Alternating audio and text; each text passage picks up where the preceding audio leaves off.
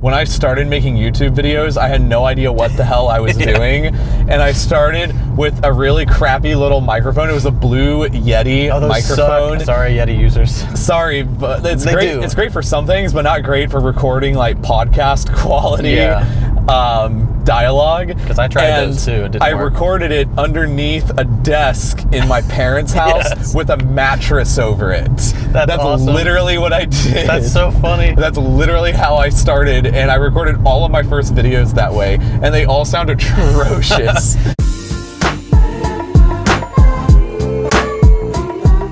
Hey guys, welcome back to another episode. Today's gonna be a little different. We were renting a car from Turo, and the guy canceled half an hour before we were supposed to pick it up, so. Such is life with Turo. So, instead, we're gonna do something a little different. We're going to talk about YouTube. Which, apparently you people like. No, our editor, editor and producer, very kindly put together a list of 9 questions that I think will be interesting to some of you people. If not, feel free to drop a thumbs down. I don't care. just do it. Just downvote it, I dare you. All right, what's our first question? First question, what was your first video and why did you make it? Oof. This is a big oof question. It's a huge oof. Yeah. Oh, man. Okay, my first video that I ever made on Real Life Lore was called, okay, and you won't be able to find this video now because I've privated it. Same with mine. This video will never see the light of day ever again. But it was called ISIS/Daesh Explained. And it was where I tried to explain. We just got demonetized by you saying that. Yes. I don't care. Whatever. It was like a 12-minute long video. It was a really long video. It was like a passion project of mine. It took me like 2 months to make it. And it was just a video explaining what ISIS was and where it came from. And explaining why they're actually pretty cool. False. Comments were probably as you expect, just toxic. Pretty toxic, yeah. It's interesting. I'm scrolling back through my, there it is. What is your, I don't even remember what your first video All right, is. so way back, many moons ago, I think this was March of 2017. I didn't know what I wanted my channel to be, really, at that point. I knew I wanted to be, I had the name, Second Thought. I wanted people to, like, think about things that they might not usually think about. Mm-hmm. So I started with whiteboard explainer videos. I forgot that you did that. Yeah, your first videos weren't even really animated. I just drew them. It was all like whiteboard drawings. Kind of like Minute Physics, Minute Earth, stuff like that. I forgot that. It was that style. Yeah. So my first one, I did a series on logical fallacies, and my first one was the straw man, which a lot of people actually liked. I mean, before I privated it, it got up to like 23,354 views. But those are all private now. Oh man! Because I switched to animation, or light animation. My ISIS video got to like 500,000 views. Oh wow! Did it really? And it was so bad. Before I started my channel, I had a little bit of production experience. I went to school for electronic journalism, so I knew. You're lucky you did. I had zero production experience, so I had no idea what on earth I was doing. That's so funny. Yeah, for mine, I had to set up in the middle of my apartment's living room a desk, a table with my whiteboard, and then the camera like on a tripod pointing straight down, and then I couldn't see past the tripod, so I was just doing my best to draw. Wow. Trip down memory lane. Yeah, I mean, that was so long ago. Gosh. Yeah, that's the dark days. It really is dark times, man. I remember saving up money, so I used to work as a valet attendant pre-YouTube, and I saved up money for like a year just to buy a computer. Oh yeah, that's right, I remember just to buy a computer to render and create stuff on, and I saved up to buy a camera and a computer, and I worked like so hard just to get that stuff. Yeah, that grind. For those of you who don't know, Joe and I go way back. We were buddies before. We've known each other since high school. Yeah, and Andrew too, the guy who produces these episodes and edits them so they don't look like trash like they would if we did it. We've known each other for years, like before we even ever did YouTube. Yeah. So working at it kind of segues to the next question here. How long was it until YouTube was your full-time job? I think we have the same answer here, if I remember correctly. Okay, so I started making, okay, so it depends, because I have a lot of failed YouTube channels. Yeah, that's right. Going back years before Real Life Lore got successful. So I don't know if those count or not. Let's count your current channel. Okay, just the current channel. So I started Real Life Lore in February of 2016, which was 4 years ago.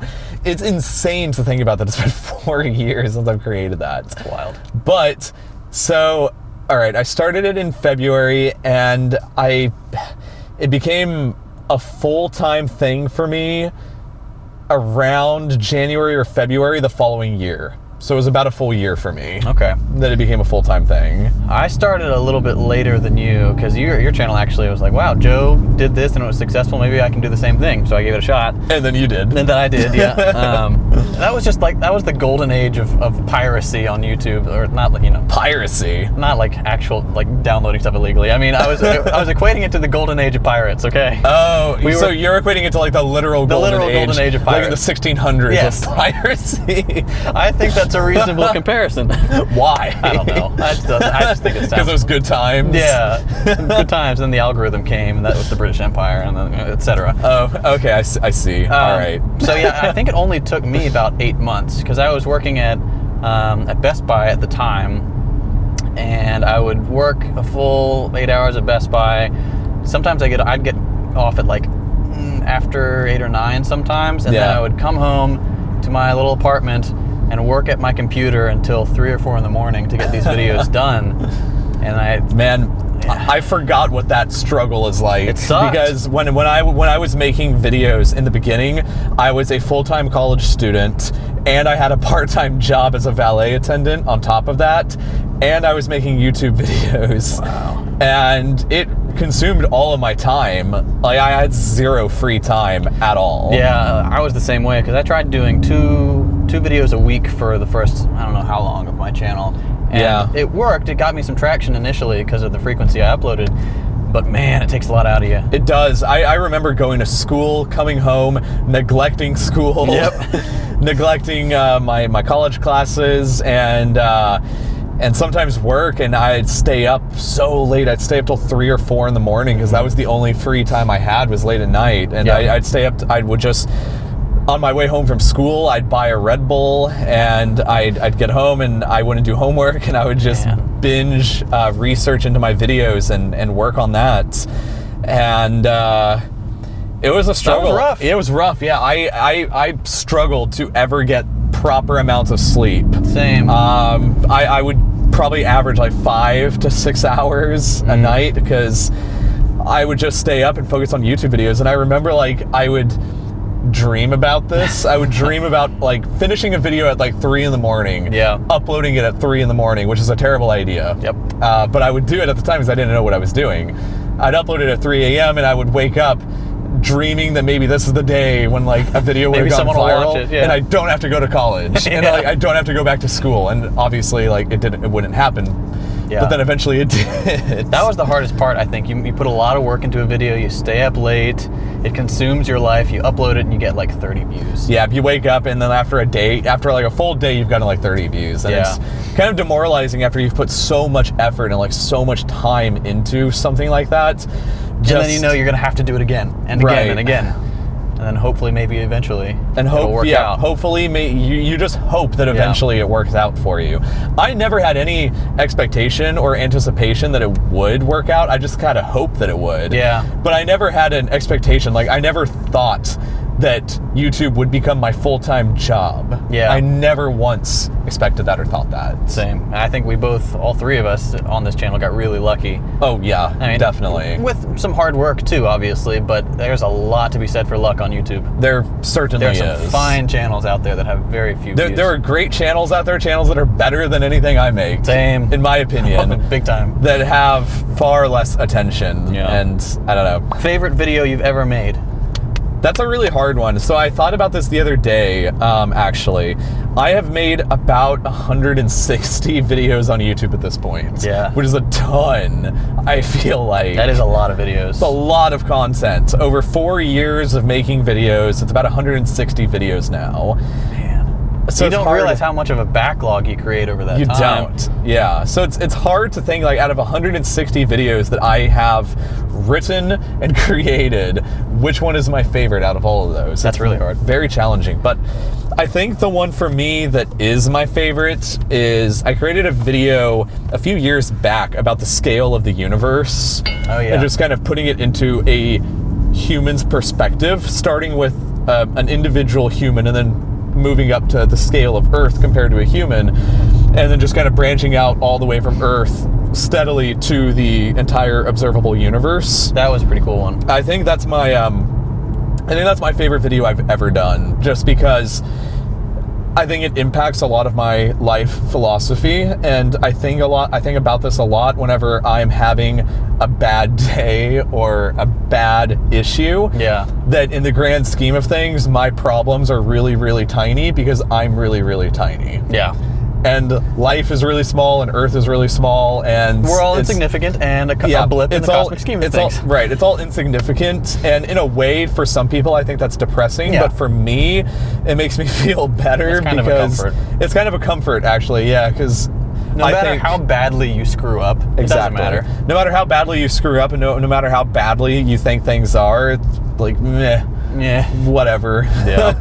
I had one titled "The Best Places in the Universe to Die a Horrible Death." That one was kind of fun. That sounds just like a great experience. Yeah, it was basically just talking about incredibly dangerous places in the universe, like really harsh planets and stuff like that, which was fun because I like astronomy and that sort of thing. Another one that I really enjoyed was "Is Time Travel Really Possible?", which is currently my most watched video. Really? Yeah, it actually has surpassed my... That surpassed the NASA one? Surpassed the NASA one. Wow. I did not ever realize that. By like a million views. Really? It's sitting at 6.2 versus NASA's, I think, 5.3 wow. or 5.5. I did not realize that one had taken off so much. Yeah, every once in a while that will get like a spurt of attention, and I don't really know why. But yeah, I don't mind it.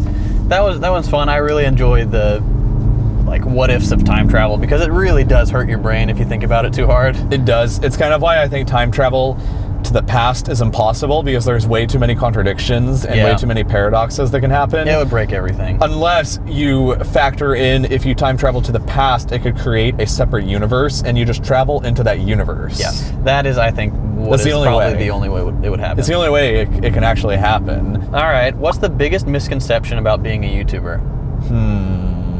That channels with 100,000 subscribers are making a ton of money. Yeah, that's definitely a big misconception. So channels with 100,000 subscribers do not make a lot. Yeah. I remember when I had 100,000 subscribers, I did not make a lot. Same. Like, I was thinking, well, if this is sustainable, if I maintain this level of income, could I quit my job responsibly? Not on 100,000. Yeah, that was my conclusion. I was like, not really. Like, it doesn't pay as much, and then I'd have to pay for healthcare on the marketplace, which is incredibly expensive. It's crazy expensive. If you live in the UK, you don't have to deal with this, but in the United States, that's just not feasible. Good old America. Yeah, we punish people for trying to do their own thing. Anyway, that's a tangent. It really does. There's actually a self-employed tax that you have to pay too. It's a quarterly tax, and you have to guess how much you're going to make over the course of the year. I feel like America really does penalize self-employed people. Yeah, it's very unfortunate. Yeah. But 100,000 subscribers, I would agree, is certainly not enough to live full-time sustainably alone on. Yeah, and remember, I was working at Best Buy at the time, which doesn't pay all that well. So if you think about me deciding whether or not to quit Best Buy at 100,000 subscribers, that'll give you a kind of a representation of how much money you can make at that point. And I think for myself, I dropped out of college and I quit my valet job when I was at about, I don't know, I think I was probably at around like 300,000 subscribers whenever I decided to quit and start doing it full time. But even then, that was kind of risky, and I still was just living with my parents. I don't know, so I guess it wasn't like too big of a risk. Like, I didn't have my own place where I was paying rent at the time, and if I had a lot of bills to pay, maybe I wouldn't have taken that risk. It was just a lucky thing that it happened while I was still living with my parents, and I could kind of afford to take a big risk like that and live with them for pretty cheap. Yeah, looking back for me, it was honestly really stupid how I handled it, because I was like newly married at the time. When I was working at Best Buy, we'd gotten our first apartment, and we had bills, we had rent, and at one point I had gotten a little bit of success with my YouTube channel. I was probably around 100,000 subs or so, and then I got an offer for another job through a friend, and I took it, And because I thought it was an inside sales job, and I thought, well, I sell stuff here at Best Buy. What's different about inside sales? Yeah. It was on like, I don't know what floor, the 17th floor or something like that. And I would just walk over from my desk and look out the window and be like, I wonder if I could hit that BMW from here. That's how bad it was. I remember those days. I worked there for 2 months, and then I got a little burst of success on my channel. I'm like, you're just like, boom. I quit. Done. That day, like I was watching my channel all day, and like, if this keeps going at this trajectory, this could be sustainable at a little bit lower of a rate than what I'm being paid now, which was still not great. I'm like, all right, I'm going to quit. How many years ago was that now? Because you've been doing YouTube I've been doing YouTube full time for like, I think 3 years, something like that. Yeah. So I quit, and I didn't know if it was going to work out, and luckily it did, because that was right around when my NASA video started taking off. I think every YouTuber I know, at least in the educational arena, has a very similar story to that, where like they decided to do it full time at a point, and at that point they didn't know if it was going to be a thing that would work out or not. Yeah. For me, it just had to. Like, I'm going to get this to work, or I'm going to starve. You're going to be homeless. Yeah.